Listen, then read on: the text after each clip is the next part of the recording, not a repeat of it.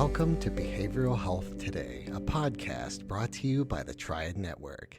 This podcast is designed to share trending topics occurring within the world and our communities and bring them a behavioral and mental health perspective. Welcome to Behavioral Health Today. I'm your host, Dr. Graham Taylor. As we come into our podcast today, let me pose a few questions. How do you feel when someone cuts you off in traffic or isn't even paying attention as they drive? How about the clerk at the checkout counter that is just so slow or has to re-ring things because they failed to do so right the first time? How about when your boss overlooks you for something that you deservedly were due praise and acknowledgement for? Or for you parents, what are you feeling when your child refuses to listen? Well, let me ask a few tougher, maybe more difficult questions. If you grew up in a family where there was abuse, maybe alcoholism, maybe boundary violations, how do you respond now as an adult when these issues play out in your relationship, or maybe when you see others dealing with them? How about if someone calls you out or makes fun of you or makes you feel small or insignificant? How are you feeling inside? What if your upbringing included maybe injustice or shame or humiliation? What gets triggered in you now if you experience these in a relationship or in an interaction? Well, most of us, in response to any one of these situations, would report that we are likely feeling some anger, or for some, maybe even a more intense rage. In these situations with anger erupting inside, what is your go to strategy? Do you externalize your anger? Do you simply react and lose your cool, maybe act out your anger and aggression, maybe hostility? Might you even become hurtful to another person? Or are you one of those folks that turns anger within, internalizing it, holding it in, resulting in that internal kind of slow burn? Well, anger is a normal and even healthy emotion, but it's important to deal with it in a positive way, as uncontrolled anger can take a toll both on our health and our relationships. But recognizing one's anger and having the courage to lean into it and face it, and then try to heal it is easier said than done. And that's why I'm so happy to have Michele Haley back with us today to talk about anger and anger management. For those of you who are regular listeners, you'll remember Michele being with us as a prior guest as she introduced us to Together Well, where she is the founder and director. Together Well is a community of mental health professionals that offer emotional wellness workshops to individuals, organizations, and families. Michele has nearly 2 decades of experience in a variety of different roles, including therapist, adjunct professor, researcher, community programmer, and case manager. She lives and practices out of San Francisco Bay Area. This work in the Bay Area has included facilitating inmate partner violence groups, also referred to as IPV, for inmates in a correctional facility, creating IPV curriculum for the graduate program at the University of San Francisco, and providing workshops for clinicians, the DA's office, and the police department to help equip those having to address IPV incidents. Michele, it is so nice to have you back here. Welcome. Thank you so much. I'm so excited to be back with you today, Graham. So nice. I'm glad to have you back. I enjoyed our first time so much, and I'm excited about our topic today. And we're talking about anger management. It's a term actually that was first coined by Dr. Raymond Navaco back in 1975. He was a professor at the Department of Psychology at UC Irvine. And I know we're here today to speak about anger management. And I know that when we say anger management, we tend to associate anger being something that we just have to kind of manage in order to be okay. And that is in part, in fact, true. Anger that's mismanaged can actually be problematic. And hence, there are a number of validated treatment approaches to managing one's anger. And I do want our listeners today to walk away with some useful tools and strategies to manage those times when they find anger and frustration kind of boiling up. But knowing the way that you work and knowing the way that you and I have spoken before, I also want us to delve a wee bit deeper such that we don't just learn how to band-aid a deeper problem, such that we're only as good until the next time we get triggered. I'd like for our time today to include some of the underlying causes of anger and how we can get at it and understand it, and ideally work to heal those underlying areas of vulnerability that can lead to anger being an outburst or experienced in very hurtful or difficult ways. Therefore, I'd like us to start with you, Michele, giving us some understanding of what you know from all of your work and your research to be some of the root and deeper causes of anger. Great question. Thanks so much, Graham. So basically, when we think about when we're two and we can't get our needs met, we often end up going into some sort of tantrum and Mhm. experience. And so that's an experience that doesn't serve us though in our adulthood. And Yeah. so sometimes if we haven't been modeled the appropriate skills or healthy communication, we may regress to sort of those tantrums because they have worked in the past and they have been positively reinforced for a variety of reasons and ways. And so I think part of it is that being a skill that has benefited us. And so Mhm. trying to not judge ourselves for having an anger outburst and more so just trying to understand it from that root perspective. It was an origin that served us at one point and maybe doesn't serve us anymore. And then when I think about root causes, I mean, there's so many different causes that can be due to anger, such as internal events like failing at a job or perceived failure, or failing out of school, frustrations, being teased, Mhm. having a loss, different behavioral changes because of a cognitive traumatic brain injury, substance issues, and various other cognitive issues. But when we really look at the root from a behavioral perspective, something that can be really helpful is doing a chain analysis, often with cognitive behavioral therapy. Mm. And so this is a strategy that I love doing with clients or in group therapy as well, is really delving into the chain of what was the outcome, what happened right before it, what were the feelings and thoughts, and really going back to the origin of an incident. So Mhm. I have one example that sticks out with a person who I was working with in corrections. And so in his situation, he was incarcerated. So it was difficult. So you always want to look at the Mhm. context of, is it actually even safe to go into exploring the root cause because you're incarcerated with a bunch of other individuals who may not have the skills. And so if you say, hey, I'm actually feeling sad about XYZ, that may not be a safe place for you to Really good express point. that. Yeah. Good point. And so when we're looking at the root cause, and for example, this situation with a person who is incarcerated, he was in a place where he was able to start delving into that. So we looked at why he was incarcerated in this particular situation. He had broken into a car and gotten caught. He was trying to steal an iPhone. And so we looked at that. Well, what happened right before stealing the iPhone and getting caught?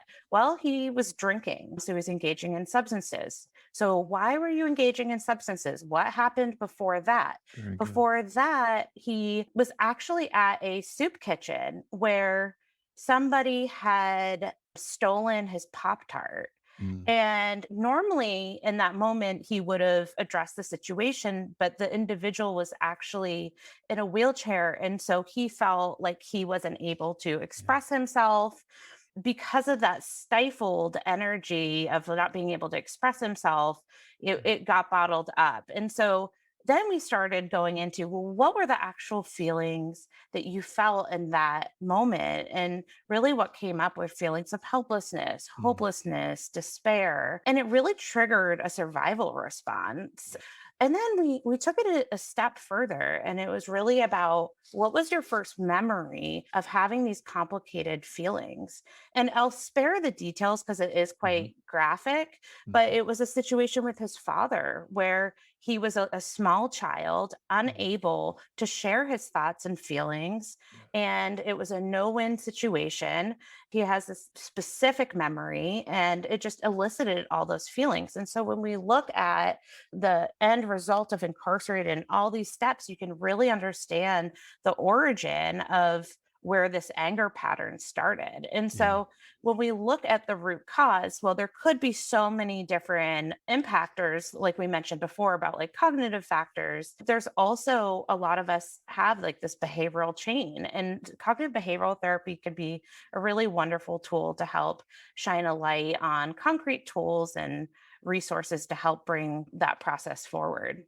I'm teeing this question up, and I love all you're saying. There's so many things that you just said right there that we could unpack and just kind of go off in various tangents that are so relevant. But we started this with, what are some of the deeper roots and causes? What I loved you start with was, here's this 2-year-old child who lacks, the ability to articulate themselves as clear as they might want to, and they, in frustration, throw a tantrum. And the good parent kind of brings them into their lap and kind of, says, hey, what's going on? And what might you need? And is patient in those moments and tolerates that and kind of is the holder and absorber of some of that frustration and helps the child kind of makes clear for the child what they might need and want, and then therefore soothes that child in a really healthy way until they can bring their frustration from an acting out level to a conversation level as they age. And I love that. But what you're going into as well as you're through the story is saying that what happens if you don't have a parent who has frustration tolerance, who has the emotional muscle to manage those moments? What if a parent in their own anxieties, their own anger erupts? And so Exactly. this child becomes reactive to this anger and they're actually taught what to do in those angered moments. And what you're saying here in that story is what if sometimes our anger is actually, and I'm curious about your thoughts on this, actually a developed coping strategy. It's maybe even a security operation. A response has been developed and refined maybe as an early warning detector around perceived or expected or real danger relationally, something that's getting triggered, that this is their best, most adaptive way, though dysfunctional, to try and express what they're holding inside that's so difficult to hold. Yeah, absolutely. And it really is that, I think, for patients, the psychoeducation around the trauma response and how in the brain, our frontal lobe often goes offline as a result of a fear response or a stressor. And so that fight, flight, freeze. Well, in this situation with anger management, we're talking about that fight. And so with the fight and that frontal lobe not working, it's those skills, even if you have them, are very difficult to use. That's And right. so if you don't have them at all, what do you do? We'll be right back after word from our sponsor. Most of us spend more time at work than anywhere else doing anything else. So why not spend that time in a job you love? Introducing Triad's Jobs Marketplace, the only job site dedicated specifically to behavioral and mental health professionals. Featuring more than 1,000 open jobs from dozens of behavioral and mental health employers, and searchable by location, professional field, employment type, specialization, and more. Jobs Marketplace helps you find your next career opportunity. Full-time, part-time, or gig time, make the most of your time. To access Jobs Marketplace, register for your free professional account at hellotriad.com/BHT. That's hellotriad.com/BHT, and then click to Jobs Marketplace. If you're already a member of the Triad community, visit app.hellotriad.com/jobs. That's app.hellotriad.com/jobs. Visit us today and take your next career step tomorrow.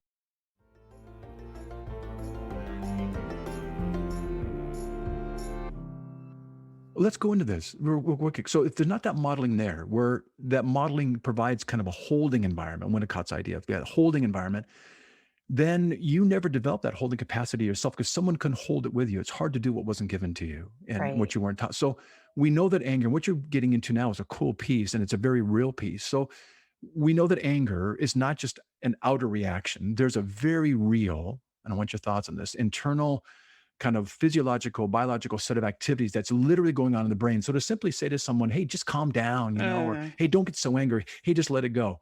When one is activated and angered, that's truly a fool's errand. It is mhm. not workable. So explain to us a little bit more about what is going on at that physiological, literally, and biological level that explains what we're seeing on the outward side.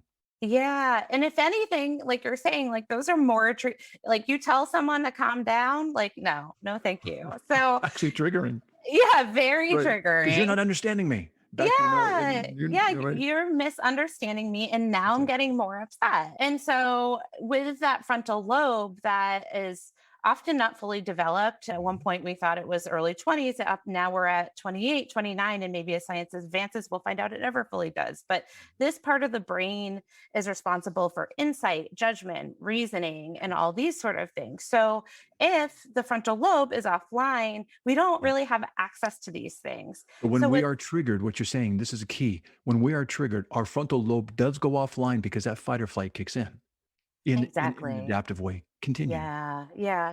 And so, really, anger management is about creating tools and techniques to Yeah. help support people in understanding that they are recognizing the symptoms on their way up to anger. So they can at least say, okay, you know what? Like, you often hear people say, I went from 1 to 100. Yeah. And so it's helping people understand, okay, I'm at a 1, now I'm at a 5, now I'm at a 10. And Yes. so I know because I'm at a 5, I'm going to go need to take a timeout, or I'm going to go need to do something to get that frontal lobe working again. And there are a bevy of coping mechanisms to help support that quickly. But for some people who haven't engaged in coping skills, healthy coping skills, Mhm. that process to get the frontal lobe back on working again can take substantially longer. And Yeah. so it's really setting people up for success to understand that it's a process. And that has a lot to do with neuroplasticity. So Okay. we think about those brain networks and connections, and I like to explain it as a record. And so we've been used to working in this sort of pattern. And so our connections are used to sort of going in a certain way. And so when you think about a record, back in the day, the song that you used to listen to over and over would create a groove within the Mhm. record. And if you hit the table, and you're on another song, it's going to go back into that groove. And Right. so through practice, we get to create these cool new ways of creating better, healthier grooves That's right. so that when a traumatic incident happens, that needle goes to the new groove instead of the Yeah. old groove. There's That some makes cool sense. research around that. The idea of we can create new neural pathways. We can literally create new ones that form their own deeper over time, deeper and deeper groove and become our go-to ones. But what you're saying, I so appreciate. When someone says, well, just calm down or, let that go. Or if someone doesn't know what's being triggered in that person, then you're really, like you said earlier, failing to empathize and understand really what's occurring for those that maybe have been violated or Mhm. those who've been victimized themselves, those who've been humiliated or shamed, Yep. where they maybe even had boundaries crossed, or maybe they suffered a loss. These are real. And what happens is that we know in those moments when they go through those traumas, our brain emotionally locks that event at that age. So I could be 40 years old, but if I got violated at 5, at 40, I'm experiencing what it was like to be a 5-year-old in that Definitely. place that because the brain holds trauma, we know, and it Yep. holds it in that state. So what you're saying is, I am literally in that fight or flight mode in reality, back at 5 years old, experiencing that while I'm a 40-year-old man. And so we need ways to kind of slow it down, break it down, and bring this to awareness in the ways that I love that you're talking about. Yeah. And I loved how you put that all together. And that's exactly right. And so, what I find really powerful and something that I feel we sometimes leave out are these examples with neuroscience of patients. If we can explain these concepts in the brain, I feel it really allows for hope and like, oh, this is why I'm engaging in Yeah. these activities. And if I quote fail Yeah. at doing my breathing exercises or my practice skills, I can understand that it is a process and it's about deepening that groove Yeah. in the brain for the future. And I will be able to get there if I keep You, practicing. you know what I love about that too is when you break it down that way and you kind of right size it for people and you explain that, well, of course, in this moment, you'd react that way. You're kind of depathologizing it in a way. You're kind of Mhm. normalizing that, hey, back in the day when this happened with your parent or on the playground, or when this violation occurred, of course you'd react like that. And of course, now, 30 years later, you'd have this triggered response. And so you're saying not only is this hopeful, but also as they look at their behavior, rather than kind of creating their own shame based kind of interpretation of it, they get to say, are you saying that this is actually an adaptive, though dysfunctional now, actually Mhm. once upon a time, an adaptive way for me to have responded to that? And you could say, yes.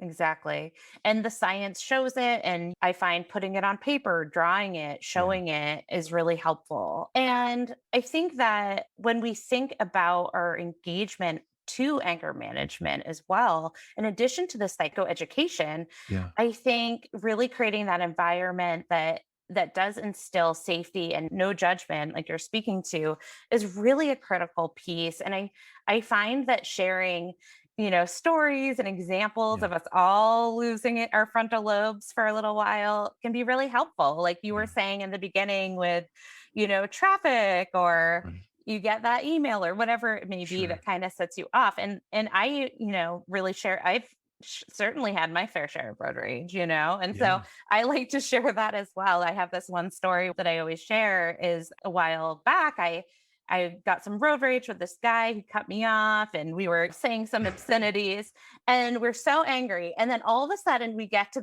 the red light and we're actually both at the same point. Right. And neither of us got further. And we just looked at each other and started laughing because it I was love like, it. this is absurd. This is like, really? Like, please, you go. Like, That's it's fine. good.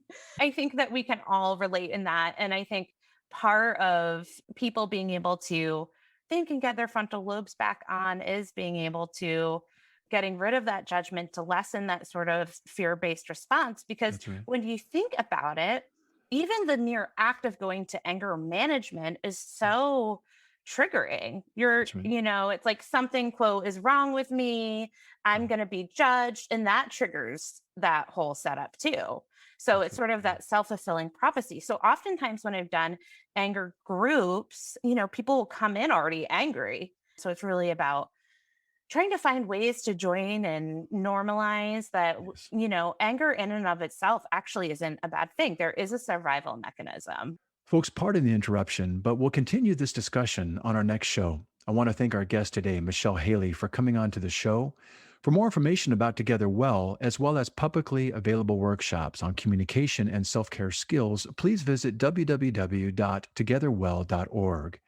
If you are a therapist interested in joining Together Well, please visit www.togetherwell.org/join. And lastly, I want to thank you, our listeners, for joining in today, and we'll look forward to having you back with us next time on Behavioral Health Today. We appreciate all the support from our community, and if you like our show, one of the best ways you can support it is by giving us a 5-star rating and leaving a review. Behavioral Health Today is a podcast part of the Tribe Network, all rights reserved.